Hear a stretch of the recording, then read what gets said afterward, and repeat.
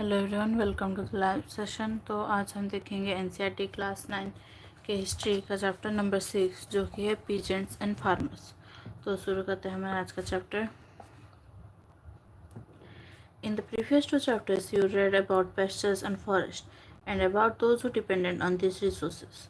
You learned about shifting cultivators, pastoral groups, and tribals. You saw how access to forest and pastures was regulated by modern governments and how these restrictions and controls affected the lives of those who used these resources. In this chapter, you will read about pigeons and farmers with a special focus on three different countries. You will find out about the small cottages in England, the wheat farmers of USA, and the opium producers of Bengal. You will see what happens to different rural groups with the coming of modern agriculture. What happens when different regions of the world are integrated with the capitalist world market? By comparing the histories of different places, you will see how these histories are different, even though some of the processes are similar. Let us begin our journey with England, where the agricultural revolution first occurred.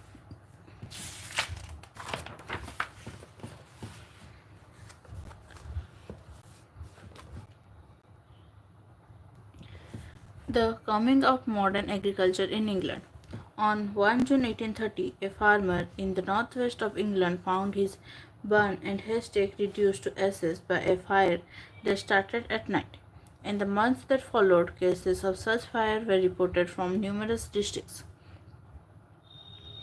At times, only the rick was burnt, at other times, the entire farmhouse. Then, on the night of 28 August 1830, a threshing machine of a farmer was destroyed by labourers in East Kent in England. In the subsequent 2 years, riots spread over southern England and about 387 threshing machines were broken. Through this period, farmers received threatening letters urging them to stop using machines that deprived workmen of their livelihood. Most of these letters were signed in the name of Captain Swing. Alarmed landlords feared attacks by armed bands at night, and many destroyed their own machines. Government action was severe. Those suspected of rioting were rounded up. 1,976 prisoners were tried. 9 men were hanged, 505 transported, over 450 of them to Australia, and 644 put behind bars. Captain Swing was a mythic name used in these letters. But who were the Swing rioters? Why did they break threshing machines? What were they protesting against? To answer these questions, we need to trace the developments in English agriculture in the 18th and 19th centuries. The threatening letters circulated widely at times. The threats were gentle, at others severe. Some of them were as brief as the following. Sir, this is to acquaint you that if your threshing machines are not destroyed by you directly, we shall commence our labors. Signed on behalf of the whole swing. The time of open fields and commons. Over the late 18th and early 19th centuries, the English countryside changed dramatically. Before this time, in large parts of England, the countryside was open. It was not partitioned into enclosed lands privately owned by landlords. Peasants cultivated on strips of land around the village they lived in. At the beginning of each year, at a public meeting, each villager was allocated a number of strips to cultivate. Usually, these strips were of varying quality and often located in different places, not next to each other.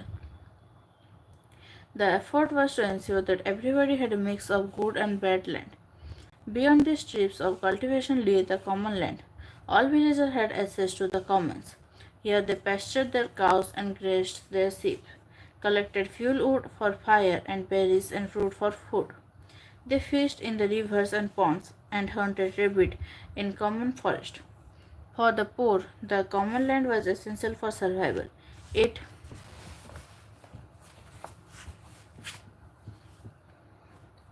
supplemented their meals income, sustained their cattle, and held them tied over bad times when crops failed.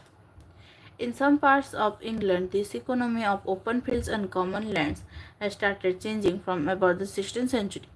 When the price of wool went up in the world market in the 16th century, rich farmers wanted to expand wool production to earn profits.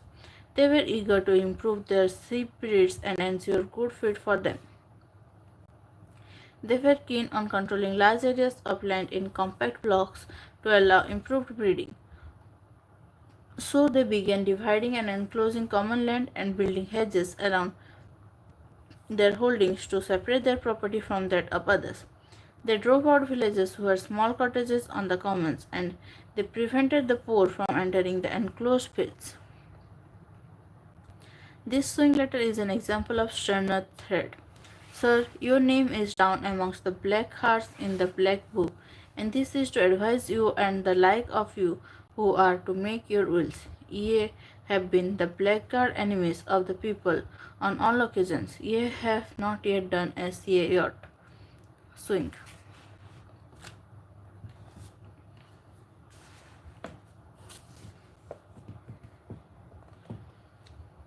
Till the middle of the 18th century, the enclosure movement proceeded very slowly. The early enclosures were usually created by individual landlords. They were not supported by the state or the church. After the mid 18th century, however, the enclosure movement swept through the countryside, changing the English landscape forever.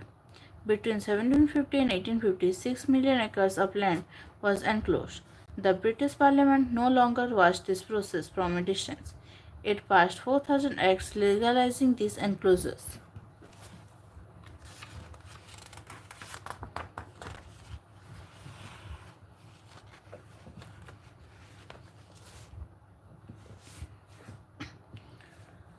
New demands for grain. Why was there such a frantic effort to enclose lands? What did the enclosures imply?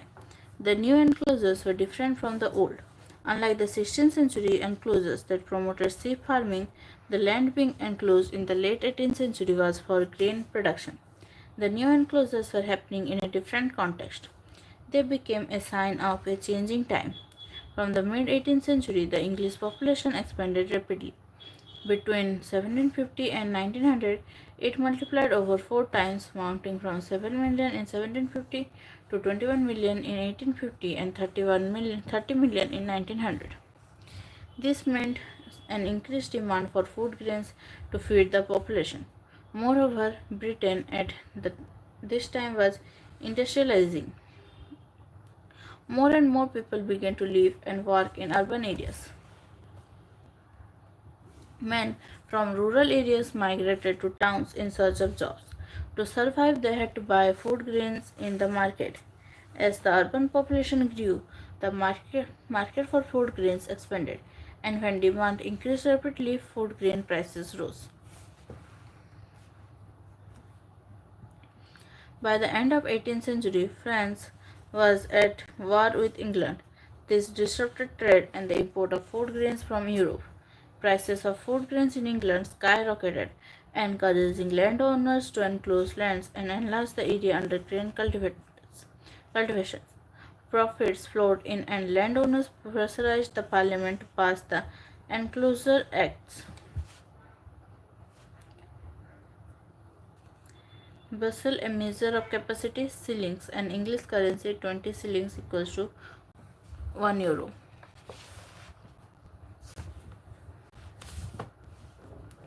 The age of enclosures. There is one dramatic fact that makes the period after the 1780s different from any earlier period in English history. In earlier times, rapid population growth was most often followed by a period of food shortages. Food grain production in the past had not expanded as rapidly as the population.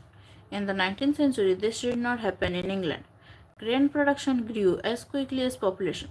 Even though the population increased rapidly, in 1868, England was producing about 80% of the food it consumed. The rest was imported.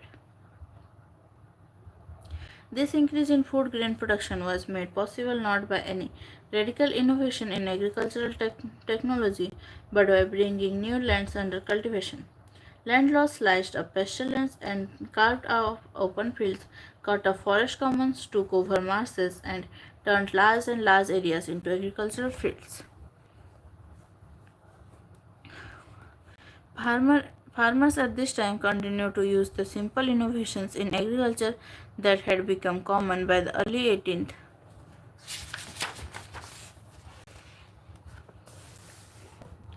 century. It was in about the 1660s that farmers in many parts of England began growing turnip and clover. They soon discovered that planting these crops improved the soil and made it more fertile.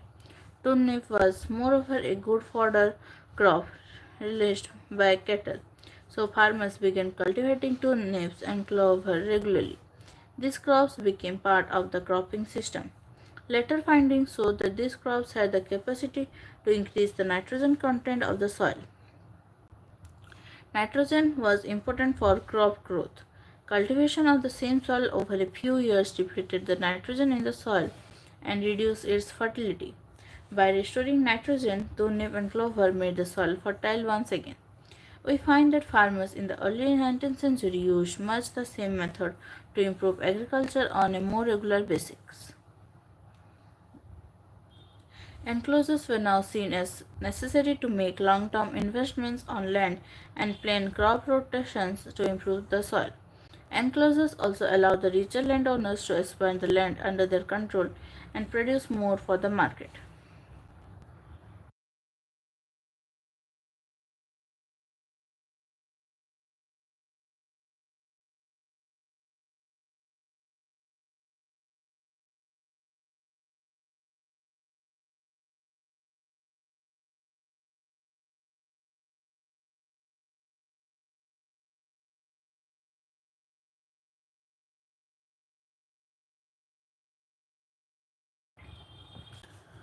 What happened to the poor? Enclosures filled the pockets of landlords, but what happened to those who depended on the commons for their survival? When fences came up, the enclosed land became the exclusive property of one landowner. The poor could no longer collect their firewood from the forest or raise their cattle on the commons. They could no longer collect apples and berries or hunt small animals for meat, nor could they gather the stalks and that lay on the fields after the crops were cut. Everything belonged to the landlords. Everything had a price which the poor could not afford to pay. In places where enclosures happened on an extensive scale, particularly the Midlands and the counties around, the poor were displaced from the land. They found their customary rights gradually disappearing. Deprived of their rights and driven off the land, they tramped in search of work. From the Midlands, they moved to the southern counties of England. This was a region that was most intensively cultivated, and there was a great demand for agricultural laborers. But nowhere could the poor find secure jobs. Earlier, it was common for laborers to live with landowners. They ate at the master's table and helped their master through the year, doing a variety of odd jobs. By 1800, this practice was disappearing. Laborers were being paid wages and employed only during harvest time. As landowners tried to increase their profits, they cut the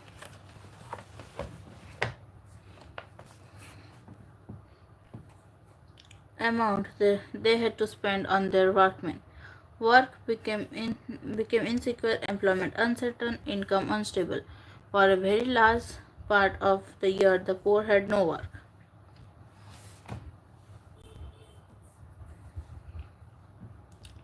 One peasant who lost his rights to common land after enclosure wrote to the local lord, "Should a poor man take one of your sheep from the common, his life would be fortified by law.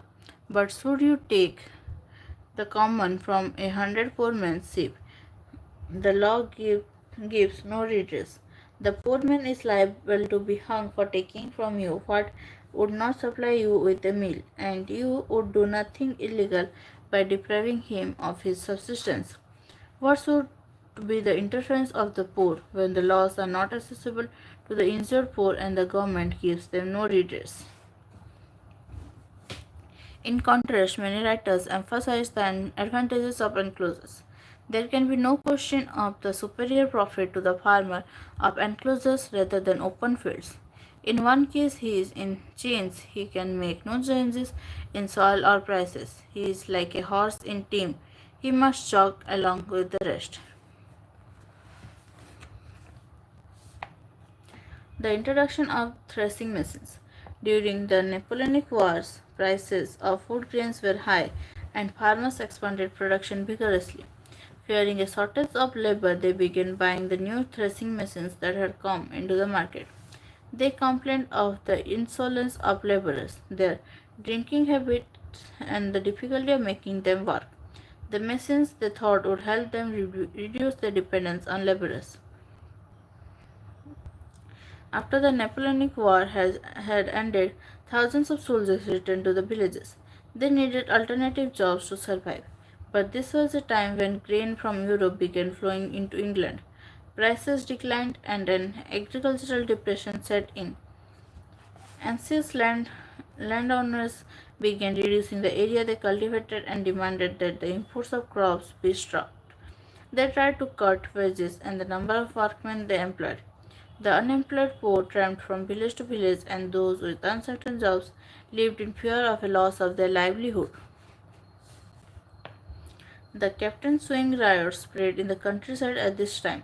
For the poor, the threshing machines had become a sign of bad times. Conclusion.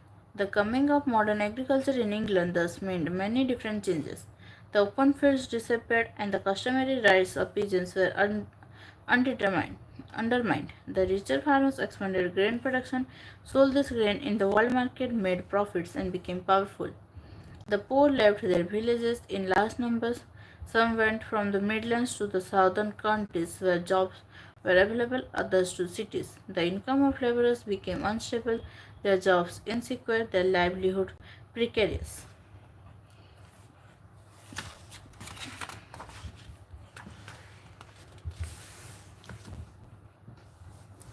Breadbasket and dust bowl. Now let us travel across the Atlantic to the USA. Let us see how modern agriculture developed there, how the USA became the breadbasket of the world, and what this meant to the rural people of America. At the time that the common fields were being enclosed in England, at the end of the 18th century, settled agriculture had not developed on an extensive scale in the USA. Forests covered over 800 million acres and grassland 600 million acres. Figure 5 will give you some ideas of what the natural vegetation was like at the time.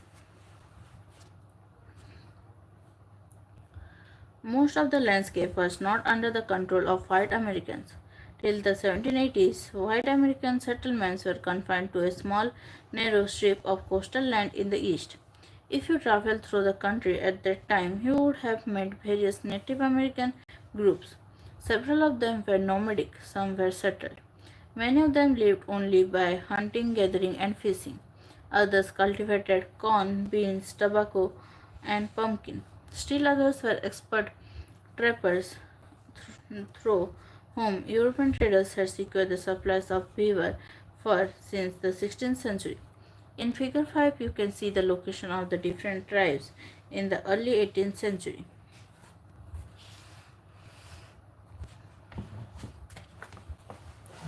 By the early 20th century, this landscape had transformed radically.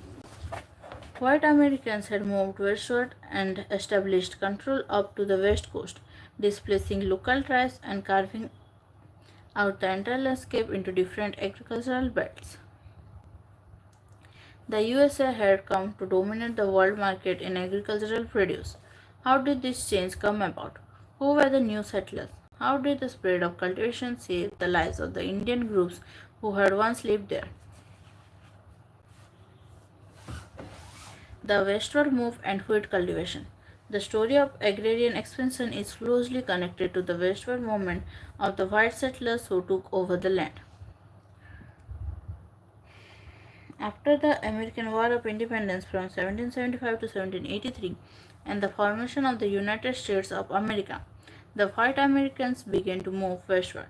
By the time Thomas Jefferson became president of the USA in 1800, over 700,000 white settlers had moved onto the Appalachian Plateau through the passes. Seen from the east coast, America seemed to be land of promise. Its wilderness could be turned into cultivated fields. Forest timber could be cut for export. Animals hunted for skin. Mountains mined for gold and silver minerals. But this meant that the American Indians had to be cleared from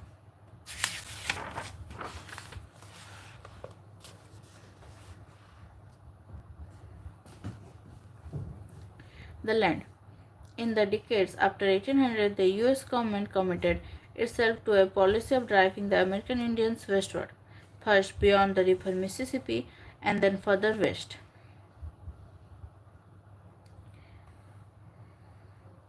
Numerous wars were waged in which Indians were massacred and many of their villages burned. The Indians resisted, won many victories in wars, but were ultimately forced to sign treaties, give up their land, and move westward.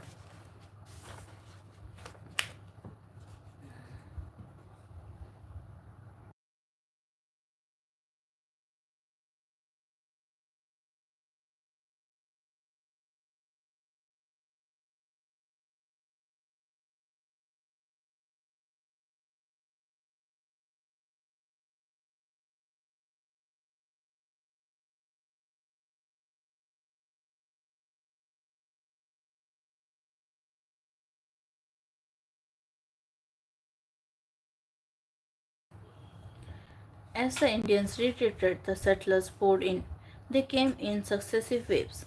They settled on the Appalachian Plateau by the first decade of the 18th century and then moved into the Mississippi Valley between 1820 and 1850.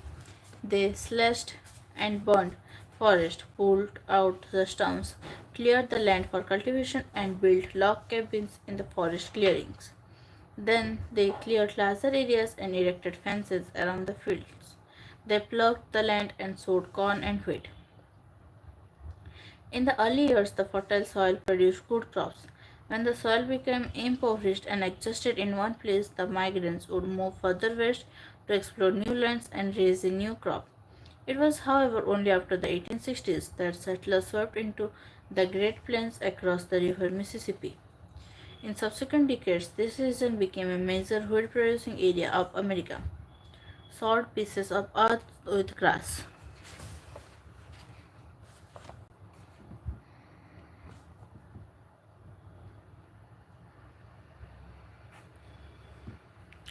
Let us follow the story of wheat farmers in some detail.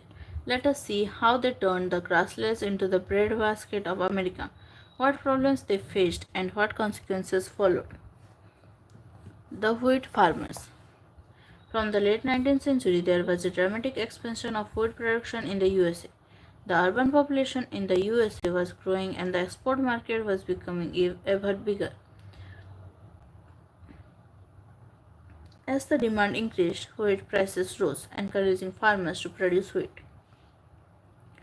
The spread of the railways made it easy to transfer the grain from the wheat growing regions to the eastern coast for export.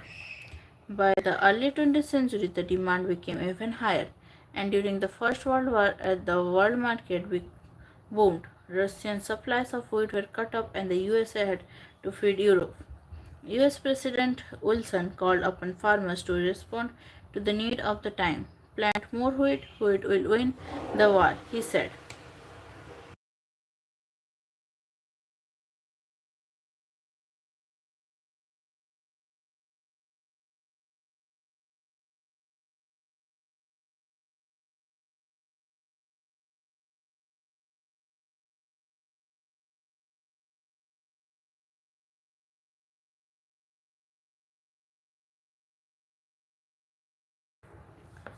In 1910, about 45 million acres of land in the USA was under wheat.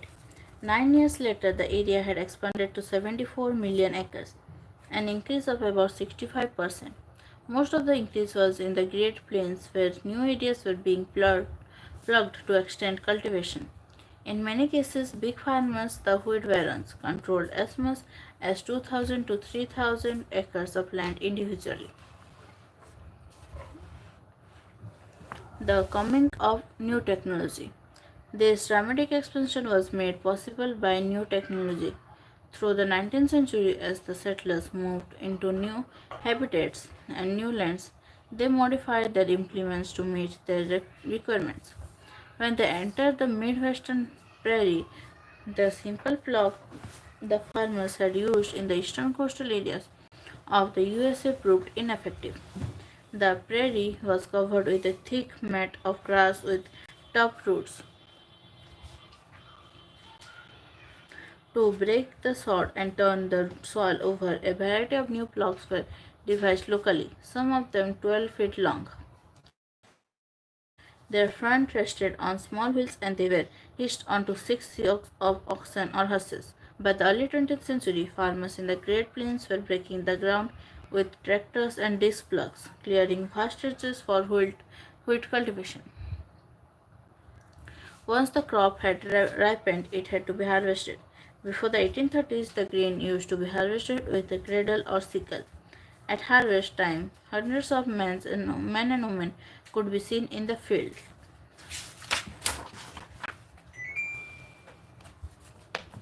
cutting the crop. In 1831, Cyrus McCormick invented the first mechanical reaper which could cut in one day as much as 5 men could cut with cradles and 16 men with sickles.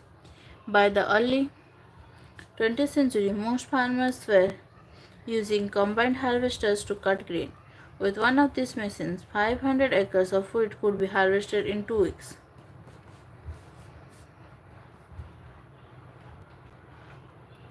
For the big farmers of the Great Plains, these machines had many attractions. The prices of wheat were high and the demand seemed limitless. The new machines allowed these big farmers to rapidly clear large tracts, break up the soil, remove the grass, and prepare the ground for cultivation. The work could be done quickly and with a minimal number of hands. With power-driven machinery, 4 men could plow, seed, and harvest 2,000 to 4,000 acres of wheat in a season.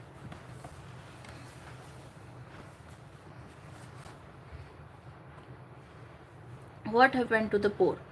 For the poorer families, machines brought misery. Many of them bought these machines, imagining that wheat prices would remain high and profits would flow in. If they had no money, the banks offered loans. Those who borrowed found it difficult to pay back their debts.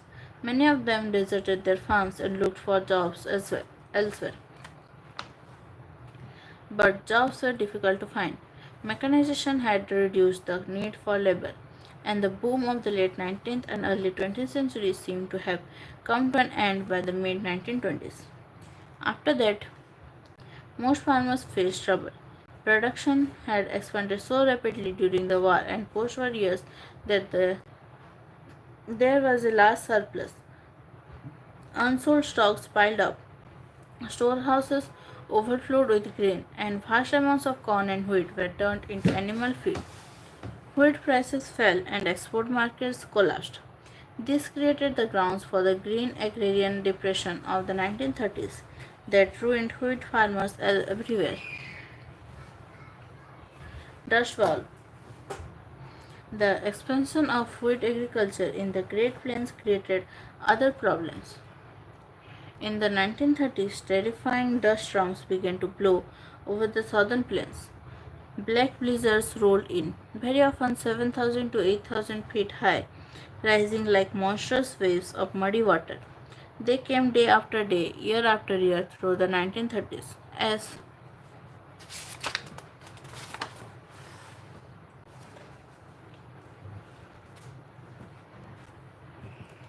the skies darkened and the dust swept in, people were blinded and choked. Cattle were suffocated to death, their lungs caked with dust and mud. Sand buried fences, covered fields, and coated the surfaces of rivers till the fish died. Dead bodies of birds and animals were strewn all over the landscape. Tractors and machines that had plowed the earth and harvested the wheat in the 1920s were now clogged with dust, damaged beyond repair. What had gone wrong? Why these dust storms? In part, they came because the early 1930s were years of persistent drought. The rains fell year after year, and temperatures soared. The wind blew with ferocious speed, but ordinary dust storms became black blizzards, only because the entire landscape had been plowed over, stripped of all grass that held it together. When wheat cultivation had expanded dramatically in the early 20th century, zealous farmers had recklessly uprooted all vegetation and tractors had turned the soil over and broken the soil into dust. The whole region had become a dust bowl. The American dream of a land of plenty had turned into a nightmare. The settlers had thought that they could conquer the entire landscape, turn all land over to growing crops that could yield profits. After the 1930s, they realized that they had to respect the ecological conditions of each region.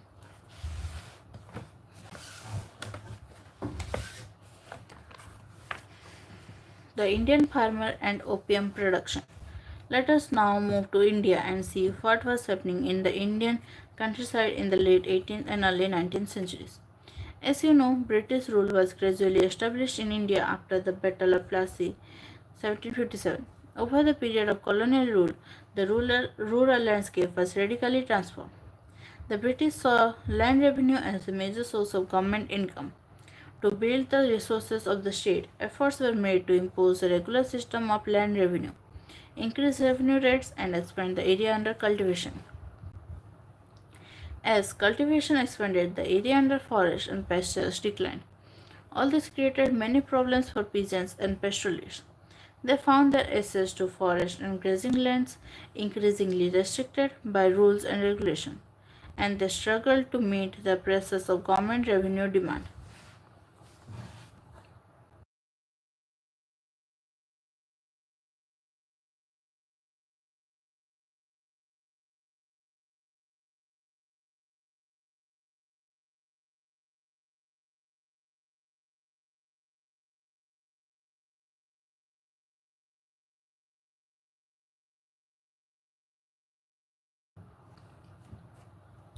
In the colonial period, rural India also came to produce a range of crops for the world market.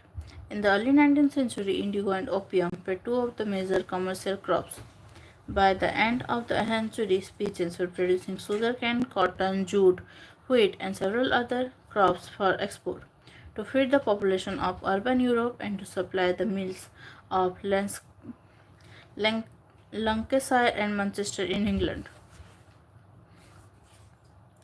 How did Indian cultivators respond to their entry into the modern world of international commerce and trade? Let us look at the history of one crop, opium, to get an idea of what colonial rule meant to peasants and how the market operated in the colonies. A taste for tea, the trade with China. The history of opium production in India was linked up with the story of British trade with China. In the late 18th century, the English East India Company was buying tea and silk from China for sale in England. As tea became a popular English drink, the tea trade became more and more important. In 1785, about 15 million pounds of tea was being imported into England. By 1830, the figure had jumped to over 30 million pounds. In fact, the profits of the East India Company came to depend on the tea trade. This created a problem. England at this time produced nothing that could be easily sold in China. The Confucian rulers of China, the Manchus, were suspicious of all foreign merchants. They feared that the merchants would meddle in local politics and disrupt their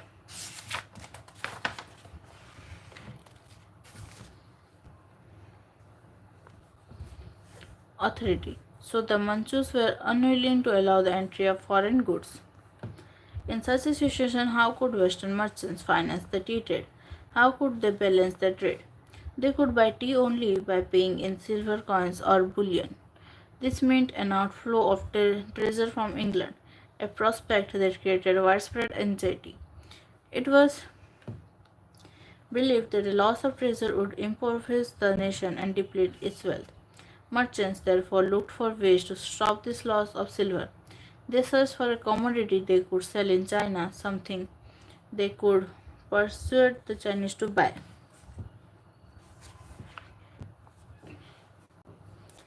Opium was such a commodity. The Portuguese had introduced opium into China in the early 16th century. Opium was, however, known primarily for its medical properties and used in minuscule quantities for certain types of medicines. The Chinese were aware of the dangers of opium addiction, and the emperor had forbidden its production and sale except for medicinal purposes. But Western merchants in the mid 18th century began an illegal trade in opium. It was unloaded in a number of seaports of southeastern China and carried by local agents to the interiors. By the early 1820s, about 10,000 crates were being annually smuggled into China. 15 years later, over 35,000 crates were being unloaded every year. While the English cultivated a taste for Chinese tea, the Chinese became addicted to opium. People of all classes took to the drug, shopkeepers and peddlers, officials and army men, aristocrats and paupers. Lin Ji-zu, special commissioner at Canton in 1839, estimated that there were over 4 million opium smokers in China.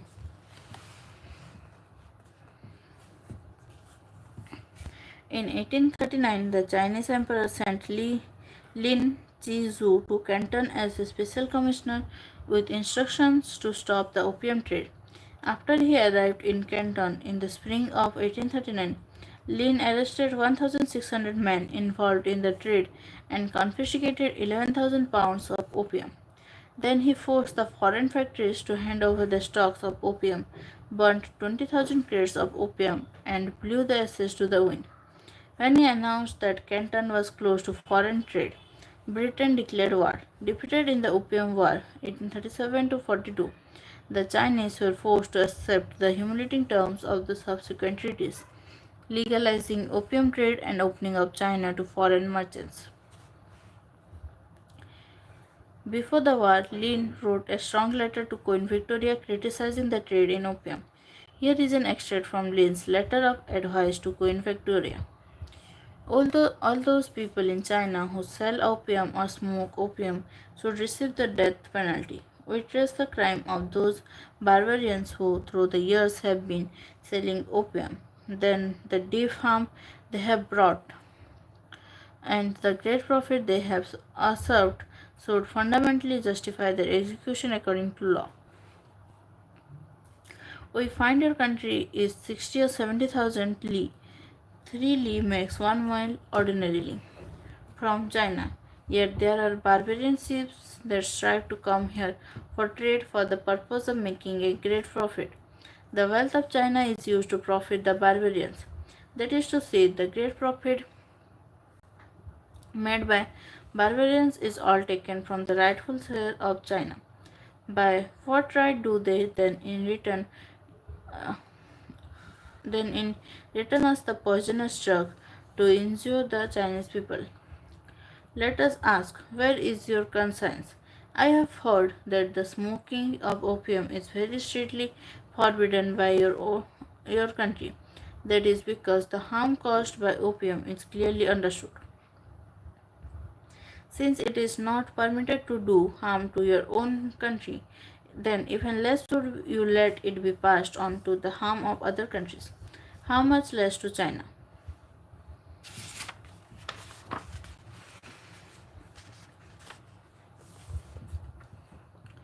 A British doctor in Canton put the figure at 12 million. As China became a country of opium addicts, British trade in tea flourished. The returns from opium sale financed the tea purchases in China. Where did opium come from? This is where the Indian pigeons come into the story. When the British conquered Bengal, they made a determined effort to produce opium in the lands under their control. As the market for opium expanded in China, larger volumes of opium flowed out of Bengal ports. Before 1767, no more than 500 chests of 2 months each were being exported from India. Within 4 years, the quantity trebled. 100 years later, in 1870, the government was exporting about 50,000 chests annually.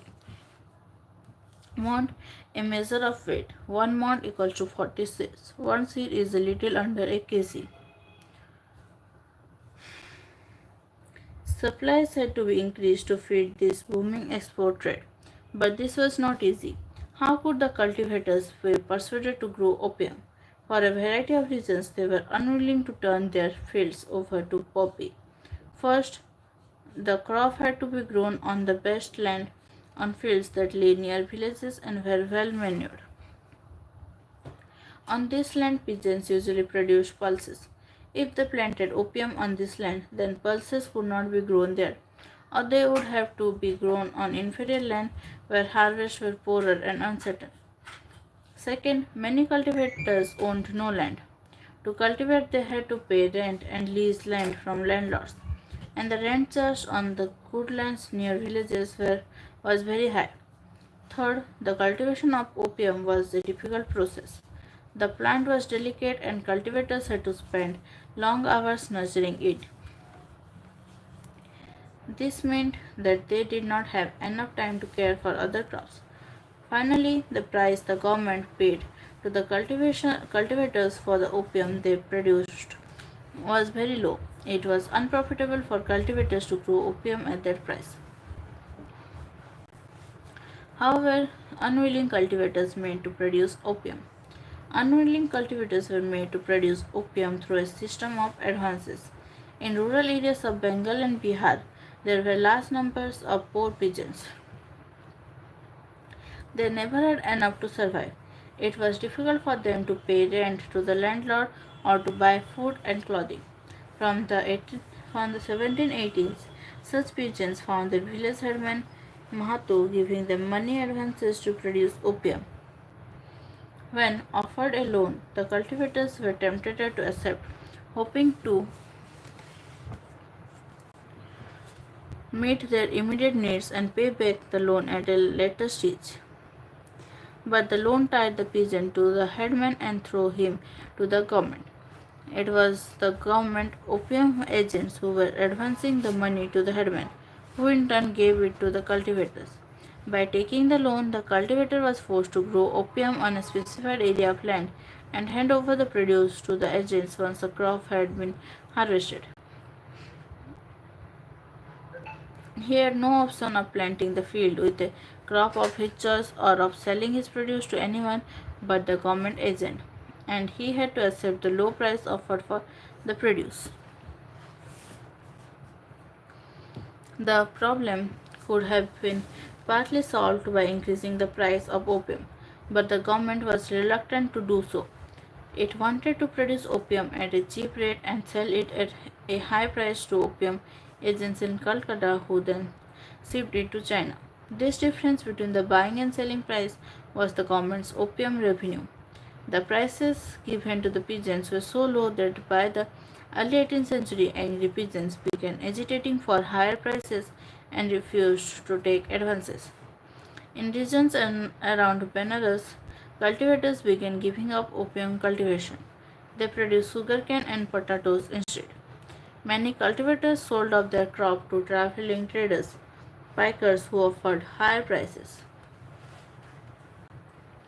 The deputy opium agent of Allahabad wrote in 1833, "The board appears to think that the cultivators are not willing to cultivate. For 2 years past, I have had constant communications with the cultivators in some of the districts south of the Jamna and state positively the people are discontented and dissatisfied almost to a man. I have made many enquiries on the subject, and the impression left on my mind is that cultivation of the poppy is considered a curse by the people, and that only by undue authority is it upheld. The cultivation was introduced at the request, now I may say at the command of the collector. The people tell me they are used and abused and even beaten by the chaprasis. The people almost uniformly told they suffered loss from poppy.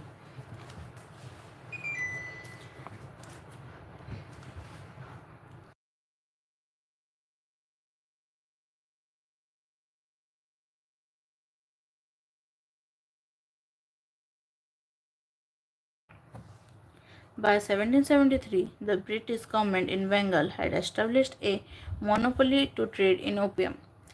No one else was legally permitted to trade in the product. By the 1820s, the British found to their horror that opium production in their territories was rapidly declining, but its production outside the British territories was increasing.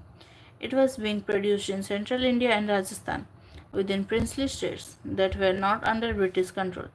In these regions, local traders were offering much higher prices to peasants and exporting opium to China. In fact, armed bands of traders were found carrying on the trade in the 1820s. To the British, this trade was illegal, it was smuggling, and it had to be stopped. Government monopoly had to be retained. It therefore instructed its agents posted in the princely states to confiscate all opium and destroy the crops. This conflict between the British government peasants and local traders continued as long as opium production lasted. We should not, however, think that the experiences of all peasants in colonial India were like those of the opium cultivators. We will read about other experiences of peasants in colonial India in a later chapter.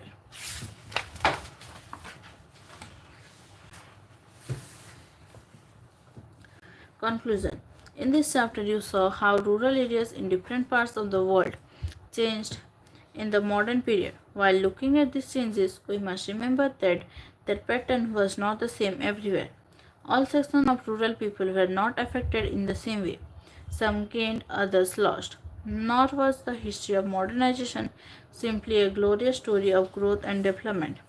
It was also a story of displacement and impoverishment, ecological crisis and social rebellion, colonization and repression.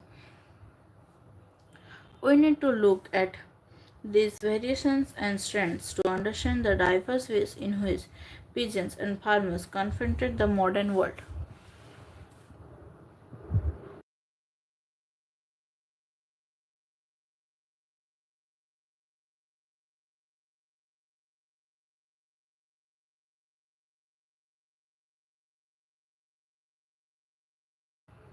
तो इसी के साथ हमारा ये chapter ख़त्म होता है और ये है इस चैप्टर का एक्सरसाइज।